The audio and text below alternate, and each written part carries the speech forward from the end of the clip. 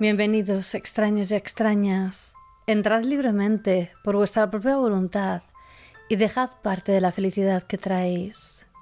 Mi nombre es Estela Nayad y hoy vamos a hablar del caso de Sharon Pryor. Sharon era una adolescente que se desvaneció de la noche a la mañana en 1975, dejando un reguero de incógnitas, aún más cuando se encontró su cuerpo en un terrible estado. Este caso abriría una caja de Pandora con más casos similares y que supondría una complicada investigación. En el 2023, la Policía de Canadá logró esclarecer uno de los casos sin resolver más icónicos en la historia de la provincia de Quebec, gracias a una avanzada prueba de ADN. ¿Intrigados? Acompañadme en esta misteriosa historia, pero antes no olvidéis suscribiros a mi canal para ver más vídeos como este, darle a la campanita de notificaciones para que os avise cuando subo un nuevo vídeo y seguidme en mis redes sociales. Bajad las luces, subid el volumen y ahora sí, comenzamos. El caso de Sharon Pryor.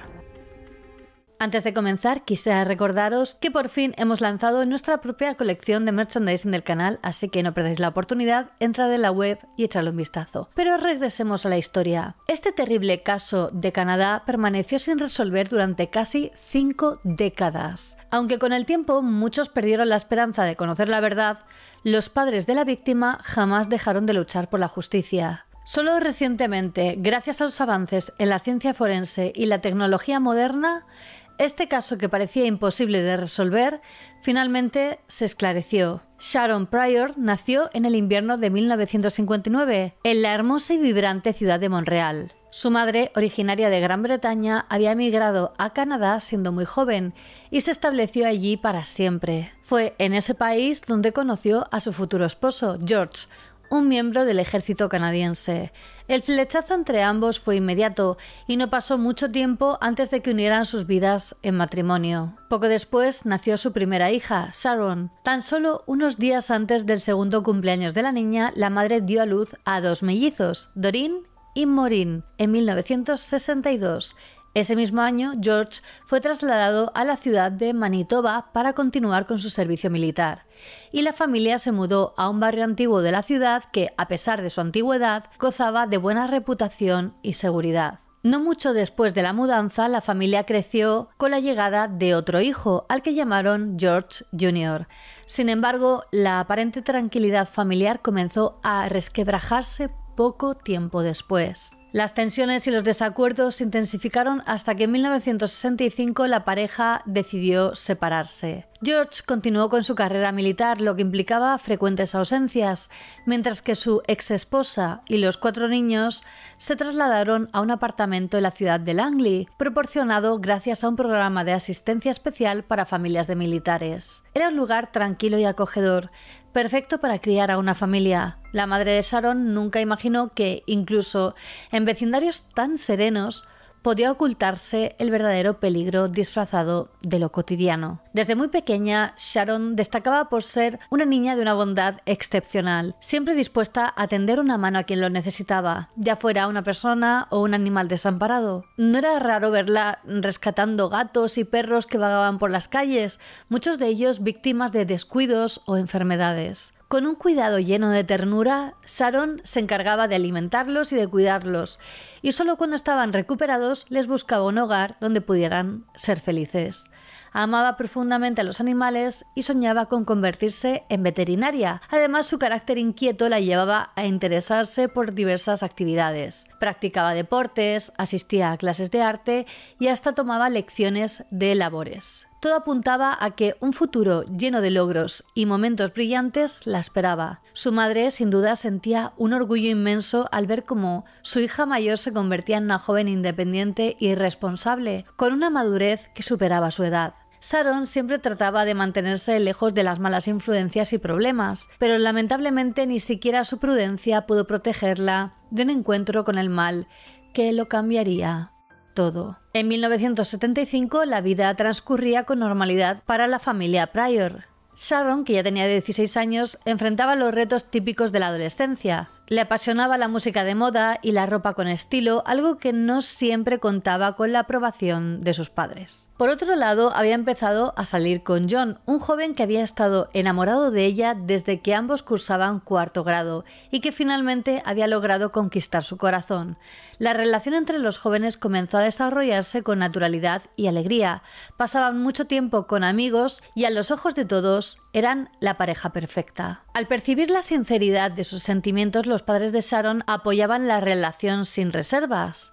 Según contaba la madre de Sharon, nunca tuvieron discusiones importantes, siempre existió una relación de respeto y entendimiento entre ambos. Sharon se rodeaba de personas buenas y confiables, pero lamentablemente ni siquiera ellas pudieron evitar que el destino trajera consigo un golpe devastador que le daría una vuelta a su vida. El 29 de marzo de 1975 comenzó como cualquier otro día normal. Sharon se levantó temprano y desayunó, mientras su madre salió a comprar alimentos y regalos para la celebración de Pascua. Al volver, la madre llevó las bolsas al interior y Sharon, como era habitual en ella, la ayudó a guardar las compras. La jornada prometía ser especial para toda la familia, pues recibían la visita de unos amigos de la madre, quienes vendrían acompañados de su hijo Steven, así como el novio de la joven. Sharon pasó la mayor parte del día decorando huevos de Pascua y preparándolo todo para la festividad. Steven llegó antes que los otros invitados y se puso a jugar con el hermano menor de Sharon. Tras la escuela, ella y Steven habían planeado pasar por la asociación deportiva local, un lugar donde, además de practicar deportes, también se impartían talleres creativos. Sharon debía recoger allí una chaqueta muy especial, conocida como Leo,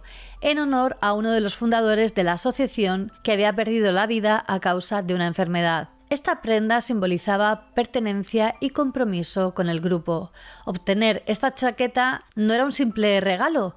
Los niños debían de ganársela con mucho esfuerzo. Sharon, motivada y entusiasmada, había trabajado duro vendiendo boletos de lotería para merecerla. Su dedicación dio frutos y logró vender la cantidad suficiente, por lo que fue con ilusión a la asociación para recoger su premio. Sin embargo, la decepción la aguardaba. No había ninguna chaqueta de su talla. Con tristeza, Sharon tuvo que regresar a casa sin su anhelada prenda, acompañada de Steven. A pesar del mal rato, no dejó que esto empañara su espíritu festivo y decidió que iría a recogerla otro día. Al llegar a casa, Sharon se unió a su madre y a Doug, el novio de su madre, para ayudar en los preparativos finales de la celebración. Cuando todos los invitados estuvieron reunidos, disfrutaron de una deliciosa cena festiva. Después de comer, Sharon y su madre escondieron los huevos de Pascua pintados por la casa, listos para que los más pequeños se divirtieran buscándolos más tarde. En medio de la alegría, Sharon pidió permiso a su madre para ir a la pizzería Marina, un lugar muy popular entre los jóvenes de la zona y que quedaba a poca distancia de casa. La madre ya había permitido que su hija fuera con sus amigos en otras ocasiones, así que esta vez no fue diferente. Sharon se dirigió a su habitación para prepararse y alrededor de las 6 de la tarde una vecina se acercó a la casa de los Pryor. Las dos charlaron animadamente mientras Sharon se arreglaba para salir. Se puso uno de los suéteres de su madre y su chaqueta de ante favorita. A eso de las 6:30, las chicas salieron de casa, pero Sharon terminó yendo sola a la pizzería, ya que la vecina cambió de idea en el último momento. Se despidieron y cada una tomó su camino. Una regresó a casa y la otra en dirección a encontrarse con sus amigos. Un grupo de jóvenes ya la esperaba en la Marina, pero por alguna razón, Sharon nunca llegó a la cita. Los adolescentes pensaron que Sharon simplemente había decidido dar un paseo con su novio John y continuaron disfrutando de su animada reunión sin sospechar que algo fuera de lo común estaba ocurriendo. Mientras tanto, John y algunos amigos se encontraban en casa viendo un partido de hockey.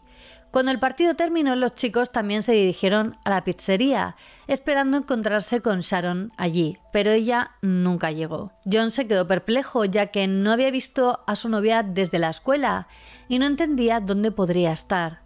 Al igual que los demás, pensaba que seguro que la encontraría en la Marina después del juego. La ausencia de Sharon empezó a preocupar a todos, pero no era propio de ella. siempre era tan puntual y era tan responsable, aquello no encajaba. Mientras Sharon seguía sin aparecer, su madre, tras acostar a los más pequeños, pasó la noche frente al televisor. A medida que avanzaban las horas, la preocupación fue en aumento. Sharon debería de haber regresado hacía ya rato. Aún así, la madre trató de mantener la calma pensando que quizás su hija había perdido la noción del tiempo en compañía de sus amigos o de John. Decidió esperar en el salón, sin apartarse de la ventana, esperando que en cualquier momento su hija entrara por la puerta. Pero las horas avanzaban y la noche se volvía más silenciosa. Cuando el reloj marcó la medianoche y aún no había noticias de Sharon, el temor se hizo inevitable. Aunque le resultaba incómodo llamar a los amigos de su hija a una hora tan tardía, la incertidumbre la obligó a permanecer en vela, observando de reojo la ventana y esperando con ansias que los primeros rayos de luz trajeran a Sharon de regreso. La madre, presa de la preocupación, empezó a llamar a las amistades de su hija con la esperanza de obtener alguna pista sobre su paradero. Sin embargo, ni sus amigas ni John, su novio, sabían nada de ella. Las peores sospechas de la madre comenzaron a tomar forma. Sharon nunca había llegado a la pizzería. La vecina con la que Sharon había salido de casa esa tarde confirmó que efectivamente se despidieron en la calle y que no la había visto después de ese momento. Una conversación con Mary, la mejor amiga de Sharon, no hizo más que aumentar la angustia de la madre. Fue entonces cuando se enteró de un suceso inquietante. Alrededor de las 7 de la tarde, una mujer de 23 años llamada Cheryl Roy había sido atacada cerca de la pizzería. Un hombre desconocido se había abalanzado sobre ella con un arma, pero afortunadamente algunas personas que pasaban por el lugar oyeron los gritos de Cheryl y lograron espantar al agresor, quien huyó en la misma dirección de la que se esperaba que viniera Sharon. Los testigos describieron al hombre como alto, de cabello oscuro, ojos azules y con bigote. Su voz era tranquila y sosegada y vestía una chaqueta de esquí, vaqueros azules y zapatos de punta. Al escuchar estos detalles, el pánico invadió a la madre de Sharon. Comprendió que la hora y el lugar del ataque coincidían exactamente con el camino que su hija habría tomado ese día. La madre, sin perder ni un instante, acudió a la policía. Sin embargo, los detectives prefirieron no precipitarse y optaron por no señalar a nadie sin pruebas. En lugar de lanzar acusaciones sin fundamento, decidieron organizar de inmediato una operación de búsqueda a gran escala. La noticia de la desaparición de Sharon se extendió rápidamente y cientos de personas preocupadas por su paradero se unieron a la causa. Con una foto y una descripción detallada de la joven de 16 años, recorrieron cada rincón de la zona con la esperanza de encontrarla. La madre, en su desesperación, apareció en la televisión local, relatando lo ocurrido y suplicando a cualquier persona que tuviera información que se pusiera en contacto con las autoridades. Imploraba ayuda para traer de vuelta a su hija, pero a pesar de todos los esfuerzos, la búsqueda no dio frutos. Los días comenzaron a pasar sin ninguna pista sobre el paradero de Sharon, y aunque la madre mantenía la esperanza de que regresara sana y salva, en el fondo los investigadores eran conscientes de que tras las primeras 48 horas las posibilidades de encontrarla con vida se reducían de forma drástica. Sharon no tenía motivos para querer alejarse de su hogar, no había conflictos con sus padres ni problemas en la escuela. Su relación con John, su novio, era conocida por ser afectuosa y basada en el respeto mutuo. Era un joven de buen corazón, incapaz de hacerle daño. Además, Sharon siempre había evitado compañías poco recomendables y no se involucraba en situaciones problemáticas. Por estas razones, en las primeras etapas de la investigación, la policía se encontró sin pistas ni sospechosos que pudieran arrojar luz sobre el misterio. Los esfuerzos por localizar al hombre que había sido visto con un arma en la zona resultaron infructuosos. La ausencia de respuestas y el paso de los días sumían a la madre de Sharon en un agotamiento silencioso, mantenido únicamente por la esperanza de un milagro. Aquella mañana del 1 de abril, alrededor de las 6 de la mañana, la mujer se despertó y miró por la ventana. Lo que vio entonces le pareció desconcertante. Un joven salía de la casa de una amiga de Sharon, cruzaba la calle y recogía el periódico dejado en la puerta de su casa. Con el corazón encogido por una corazonada inquietante, la madre le llamó, tratando de entender qué motivaba al chico a levantarse tan temprano y llevarse un periódico ajeno. Pero en lugar de responder, el joven apresuró el paso, tratando de marcharse rápidamente. La mujer, impulsada por la angustia, corrió tras él y le alcanzó. Aunque él intentó retener el periódico, la madre, en su estado de desesperación, logró arrebatárselo de las manos. El muchacho suplicó que no lo abriera, pero ya era demasiado tarde. En la portada se encontraba la imagen de un cuerpo sin vida, cubierto de nieve, hallado a unos pocos minutos en coche de su casa, en las afueras. El impacto no solo vino por la noticia devastadora, sino por el hecho de que la policía no se lo hubiera comunicado a ella directamente,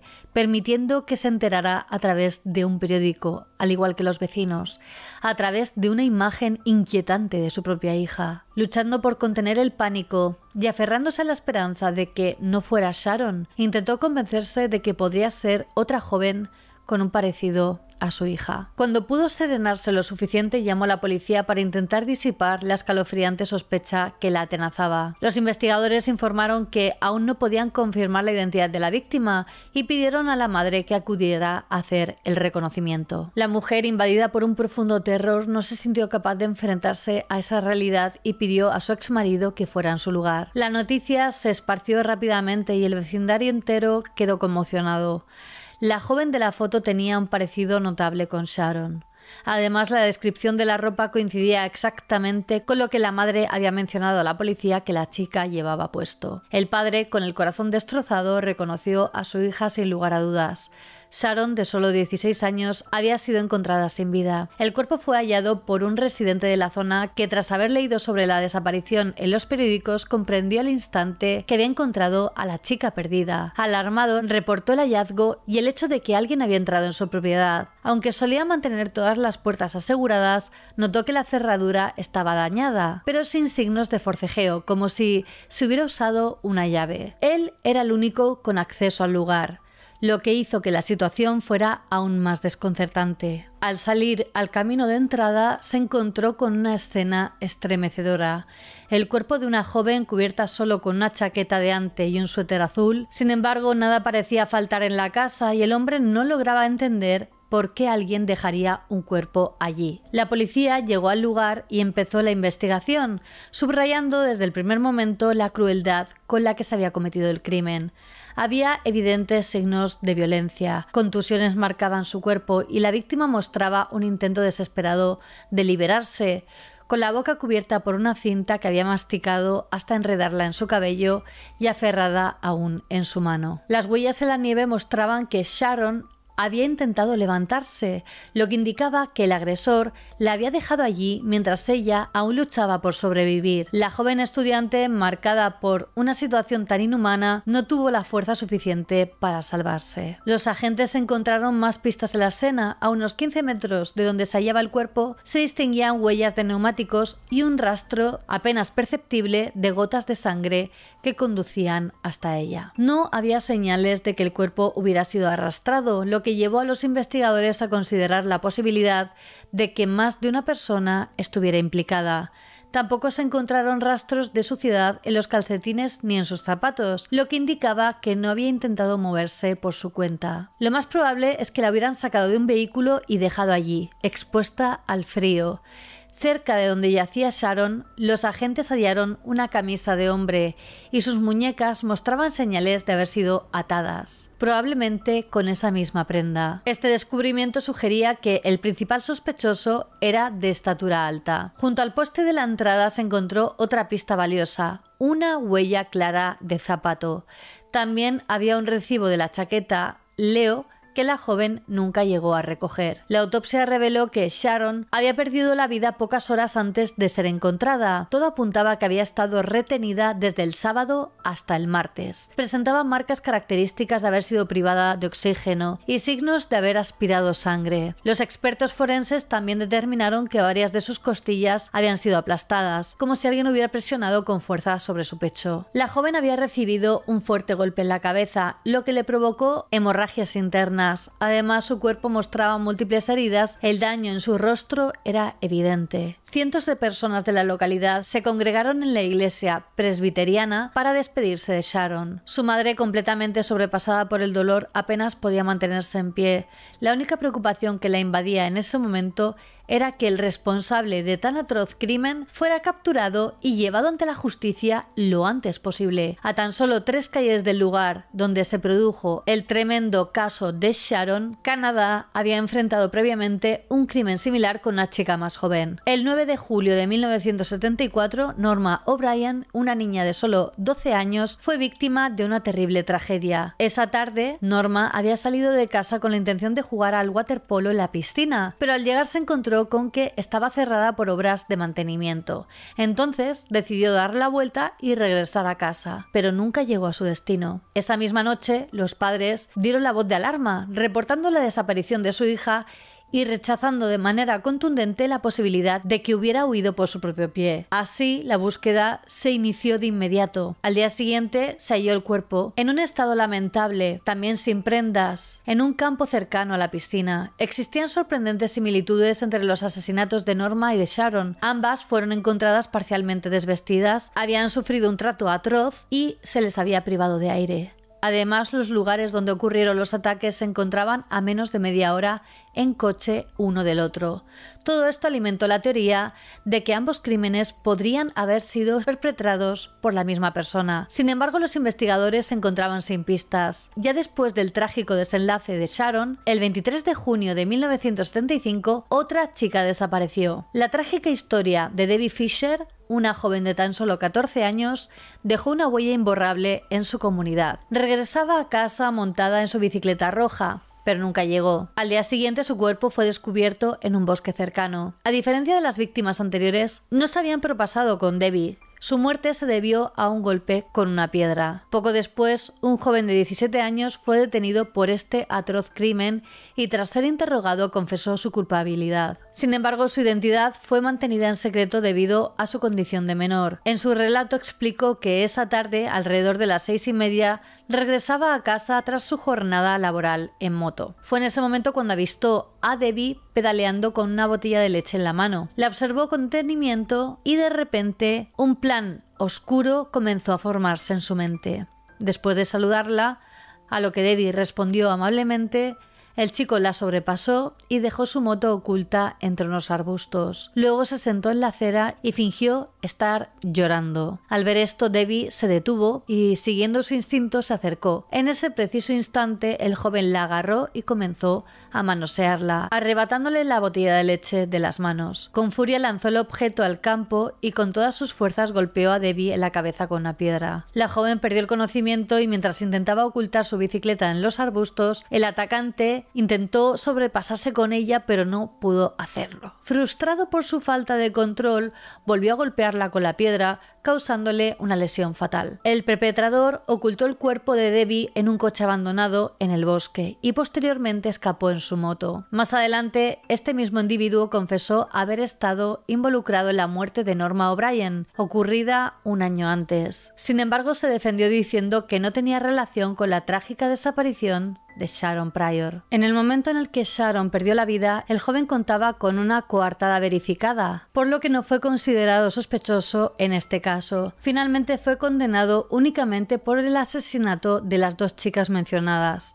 No obstante, dado su estatus como menor de edad, la pena que recibió no fue muy drástica, limitándose a unos pocos años en un centro de reclusión juvenil. Hoy en día, este hombre convive en Montreal, trabajando en un lugar que guarda el recuerdo de Sharon, donde su cuerpo fue encontrado. La policía reunió una gran cantidad de pruebas que en teoría deberían de haberles conducido al culpable. Los detectives albergaban la esperanza de resolver el caso en cuestión de días, pero la realidad se alejaba mucho de sus expectativas. Pasaron 13 largos meses y aún no tenían a un sospechoso claro al que pudieran presentar oficialmente cargos. Las fuerzas del orden interrogaron a 38 personas que de alguna manera habían cruzado caminos con Sharon en aquella fatídica noche. De estas, 6 individuos fueron detenidos porque coincidían con la descripción, pero finalmente todos fueron liberados por falta de pruebas. Los amigos más cercanos de la víctima tampoco fueron pasados por alto. Cada uno tenía su coartada. Algunos estaban en la pizzería mientras que otros se encontraban viendo un partido de deportes en casa. casa. Poco a poco la investigación se fue estancando, no llegaba información nueva y todas las pistas resultaban ser falsas. Parecía que el caso había alcanzado un punto muerto y todos, excepto la madre de la joven asesinada, habían perdido la esperanza. Esta mujer no podía aceptar la pérdida y continuaba buscando, anhelando, al menos algún detalle que pudiera arrojar luz sobre las circunstancias de la muerte de su hija. Ella sospechaba que aquella noche Sharon apenas habría caminado lejos de casa.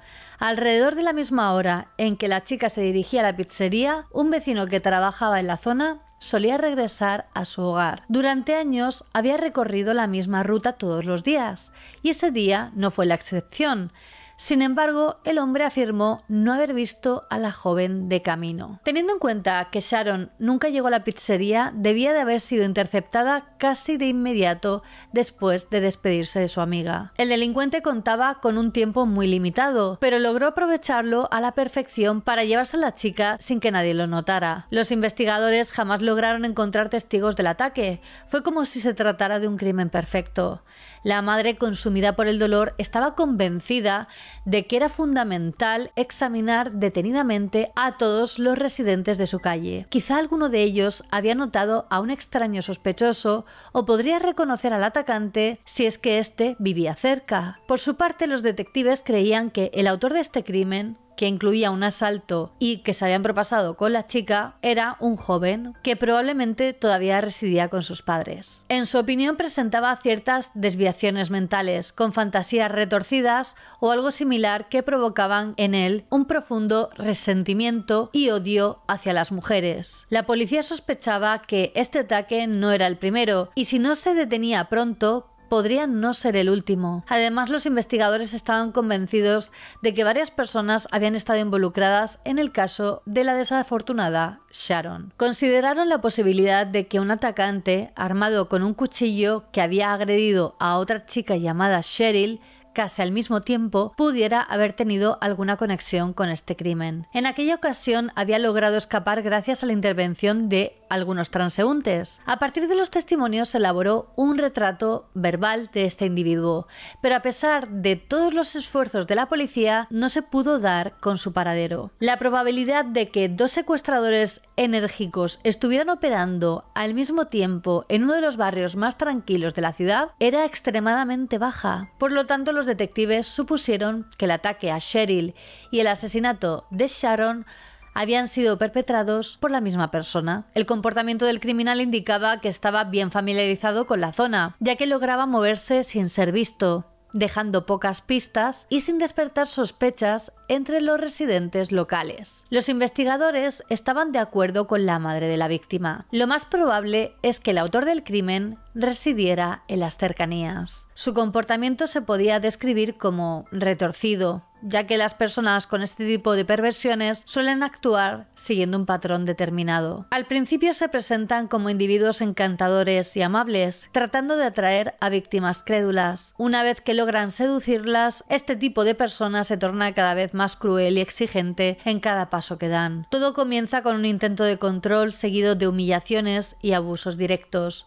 Es a través de este tipo de dinámicas que suelen desarrollarse sus relaciones con las mujeres. Sin embargo, con el tiempo, incluso esto deja de ser suficiente para el perpetrador, quien se transforma en un depredador en busca de nuevas víctimas. Con esto en mente, la policía consideró imprescindible investigar detenidamente a todos los residentes del vecindario que tuvieran antecedentes por acoso y por violencia en el hogar. Pero sobre todo los investigadores estaban enfocados en dar con el misterioso atacante armado con un cuchillo que había agredido a Cheryl, ya que encajaba a la perfección en el perfil del asesino. Este individuo presentaba habilidades de comunicación limitadas, ya que prefería interactuar a través de su arma fría, mostrando también un bajo nivel de éxito en su vida y una escasa inteligencia. Este tipo de personalidad dejó una huella evidente en el cuerpo de Sharon, marcado por la gravedad de las lesiones que había sufrido. Era evidente que este individuo no lograba contenerse, su ira estallaba fácilmente, llevándolo a recurrir de inmediato a la violencia para obtener lo que deseaba, sin echar mano a la persuasión o a la astucia, sino a la fuerza bruta. La revelación más aterradora era que probablemente la policía estaba enfrentándose a un asesino en serie que debía de ser detenido lo antes posible. En ese momento el criminal estaba siempre un paso por delante de quienes lo perseguían. A pesar de los esfuerzos de los agentes de la ley por rastrearlo, las circunstancias jugaban en su contra, ya que en aquel tiempo muchas de las tecnologías modernas que podrían haber facilitado el trabajo de los investigadores aún no existían. No contaban con análisis de ADN, cámaras de vigilancia ni sistemas de geolocalización que les permitieran rastrear teléfonos. Las posibilidades de los detectives eran nulas y sus acciones parecían ir demasiado lentas y parecer poco profesionales. El asesino se aprovechaba de esta situación para actuar nuevamente. 6 años después del oscuro hallazgo del cuerpo de Sharon, una chica de 12 años llamada Tammy Leakey se convirtió en la víctima de este individuo cruel. Es bastante posible que este asesino hubiera decidido cambiar su objetivo enfocándose en jóvenes indefensas, sintiéndose seguro en su impunidad tras el trágico suceso con la chica de 16 años. La autopsia de los restos de Tammy fue realizada por los mismos expertos que habían investigado el asesinato de la primera víctima del maníaco, quienes rápidamente notaron la inquietante similitud en el modus operandi del criminal, lo que se convirtió en una prueba adicional que respaldaba la teoría del asesino en serie. El 20 de marzo de 1981, Tammy Leakey, que estaba visitando a su abuela, al igual que la víctima anterior, la niña desapareció a pocas calles de la casa en la que se hospedaba. La anciana no se sentía bien y pidió a su nieta que fuera a la tienda, pero ella nunca regresó. El único hallazgo en el camino de la niña hacia la tienda fueron sus gafas, que yacían en la acera. La madre de la chica las encontró cuando regresaban a casa y ante el temor se apresuró a reportar la desaparición de su hija a la policía. Pronto se encontró un testigo que había visto a un hombre con un abrigo beige salir de un pequeño coche rojo y forzar a una niña que gritaba a entrar en el vehículo esa misma noche. Tammy fue hallada en un estado alarmante, como si apenas estuviera viva. Un hombre se puso en contacto con la estación de policía para informarles sobre el hallazgo tan desgarrador. La niña yacía en el suelo, cubierta solo con sus propias prendas.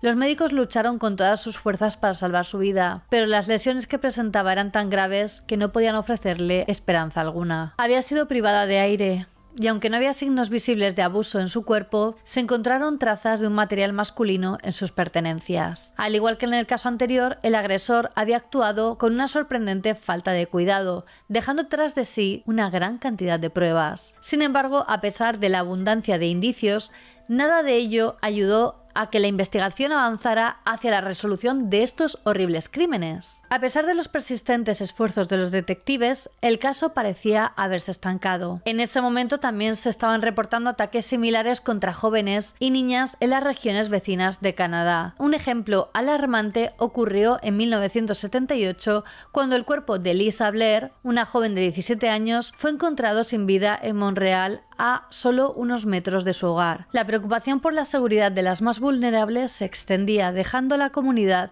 con una sensación de inquietud y miedo. A primera hora de la mañana, ella regresaba de un club nocturno cuando alguien la golpeó con fuerza en la cabeza. La violencia de este acto fue devastadora y la vida de esta joven fue truncada de manera cruel. Los responsables de este atroz crimen nunca fueron identificados. La policía se encontraba abrumada ante la cantidad de casos similares que parecían surgir, dejándolos sumidos en especulaciones sobre la posible conexión entre todos ellos. En el año 2000, la madre de Sharon decidió acudir a las autoridades nuevamente, impulsada por el dolor de su pérdida. Con la determinación que la caracterizaba, exigió que se volviera a analizar todo el material relacionado con el caso de su hija. Habían pasado ya 25 años desde aquel fatídico día y la ciencia y la tecnología habían avanzado de manera significativa. Los expertos en ciencia forense contaban con métodos más efectivos y precisos, especialmente en lo que respecta al análisis de ADN. Sin embargo, la respuesta que recibió esta madre afligida, una semana más tarde, la golpeó en lo más profundo de su ser. Para su desazón, descubrió que la mayor parte de las pruebas físicas recolectadas en el año de la muerte de Sharon habían desaparecido de manera misteriosa desde 1995. Entre los pocos elementos que habían sobrevivido se encontraban la ropa de la joven y la del presunto sospechoso. Los peritos forenses examinaron minuciosamente la camisa del hombre hallada en la escena del crimen y lograron aislar una muestra de ADN que no pertenecía a la víctima. Esta revelación no solo reavivó la esperanza de la madre, sino que también la confrontó con la angustiante realidad de lo que había ocurrido durante todos esos años. A pesar de los esfuerzos realizados, incluso después de realizar una exhaustiva comparación con la base de datos de perfiles genéticos, no se pudieron encontrar coincidencias. El material biológico obtenido fue cuidadosamente preservado con la esperanza de que pudiera ser comparado en el futuro con muestras de posibles sospechosos. Con el tiempo, esta prueba se convirtió en la clave para resolver el inquietante caso. En junio del 2004, la policía recibió información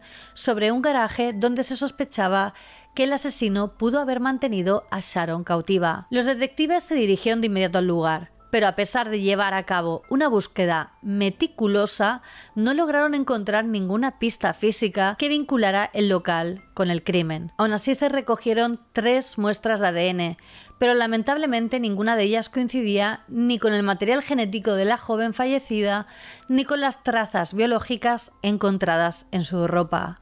Finalmente, esta línea de investigación fue considerada prometedora, aunque no se lograron resultados concretos. Un giro inesperado, en este caso tan mediático, ocurrió en el 2012, cuando un benefactor anónimo anunció públicamente una generosa recompensa de $10.000 para cualquier información que ayudara a dar con el despiadado asesino que había acabado con la vida de 2 jóvenes. Este acontecimiento sugirió que la investigación había avanzado y que la policía contaba con nuevos datos. Para facilitar que los ciudadanos que desearan compartir sus conjeturas y especulaciones pudieran comunicarse con las autoridades, se habilitó una línea telefónica especial.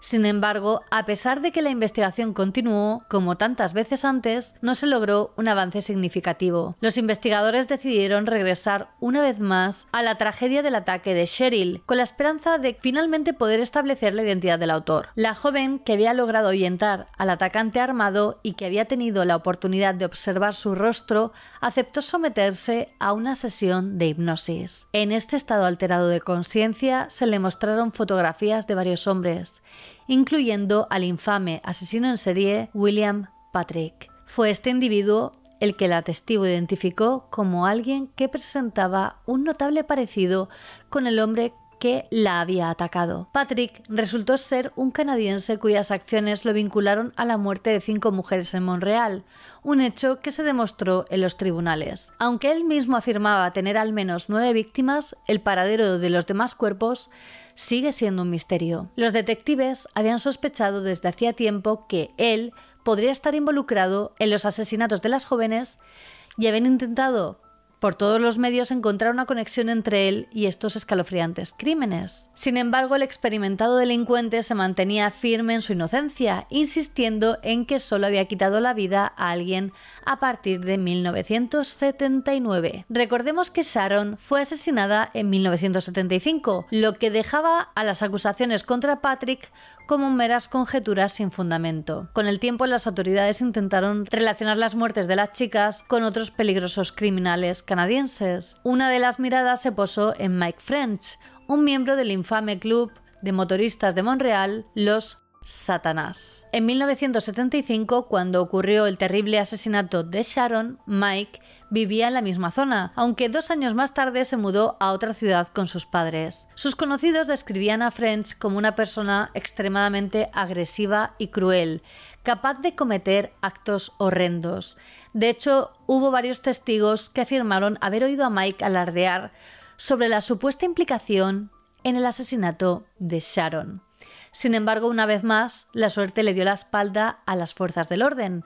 En noviembre de 1982, durante un violento enfrentamiento entre bandas rivales, French fue abatido a tiros, llevándose consigo todos los secretos sobre su posible implicación en los ataques a las chicas. Curiosamente, la policía tampoco pudo esclarecer las circunstancias de su propia muerte. A pesar de todas estas teorías, los indicios seguían siendo meras especulaciones sin pruebas sólidas que las respaldaran. La familia desolada de Sharon estaba profundamente decepcionada por la falta de profesionalismo de los investigadores, quienes no habían logrado identificar al verdadero culpable de esta serie de tragedias. Es que no era solo su hija, Cada vez más chicas habían muerto durante ese periodo de tiempo. Los familiares de la joven fallecida juraron buscar un castigo justo para el individuo que había perjudicado a su hija, manteniendo su compromiso hasta su último aliento.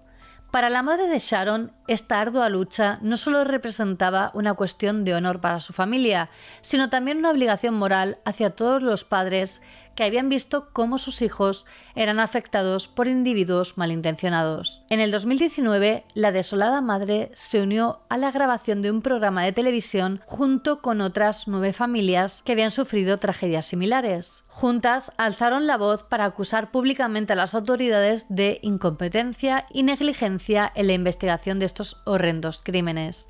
Sin embargo, los representantes de la policía optaron por no estar presentes en el estudio durante la entrevista, lo que reflejaba una falta de voluntad para asumir responsabilidades. Finalmente, el tan esperado avance en este caso, de gran notoriedad, no llegaría hasta junio del 2022. Gracias a los últimos avances en genealogía genética, los expertos lograron encontrar un perfil de ADN en la base de datos que coincidía con la muestra obtenida de la camisa de un hombre en la escena del asesinato de Sharon. El probable dueño de este material genético resultó ser Franklin Romijn, quien había fallecido en circunstancias misteriosas en 1982. Para poder llevar a cabo todos los análisis necesarios, fue necesario exhumar sus restos. El 23 de mayo del 2023 se confirmó oficialmente la conexión entre las trazas biológicas encontradas en la escena del crimen y el ADN del difunto Franklin. Su apariencia coincidía plenamente con las características del sospechoso descritas por los testigos. Además, se supo que el hombre residía en el área donde ocurrió la desaparición y que su automóvil se ajustaba perfectamente a las huellas de neumáticos halladas cerca del cuerpo de la desafortunada Sharon. Franklin contaba con un oscuro pasado delictivo, ya que había sido condenado anteriormente por agresiones y comportamientos inapropiados. Todos estos elementos finalmente permitieron que se unieran las piezas en esta escalofriante historia. Por supuesto, no había nadie que pudiera ser llevado ante la justicia, pero al menos los investigadores lograron cerrar el caso de manera oficial, informando a los familiares de la víctima sobre la identidad de quien había perpetrado este horrendo crimen. La resolución del asesinato de la joven de 16 años fue posible gracias a las modernas técnicas de análisis de ADN y la tenacidad de sus seres queridos, quienes durante casi medio siglo habían buscado incansablemente la verdad. Su inquebrantable determinación fue fundamental para arrojar luz sobre este oscuro capítulo, luchando por la justicia incluso en las circunstancias más adversas. Al final de este doloroso viaje, la familia Sharon pudo encontrar un poquito de consuelo al saber que, después de tantos años de incertidumbre y de sufrimiento, la verdad había salido a la luz. Aunque el dolor por la pérdida de su hija nunca desaparecería por completo, la resolución de su caso simbolizaba una victoria, no solo para ellos, sino para todos aquellos que habían sido tocados por la sombra de la violencia y la injusticia. Que la memoria de Sharon y de todas las víctimas nos inspire a seguir buscando la verdad y a defender la dignidad de aquellos que han sido silenciados. Y bueno, hasta aquí el caso. ¿Y vosotros qué pensáis? ¿Se podría haber resuelto antes? Decídmelo en los comentarios.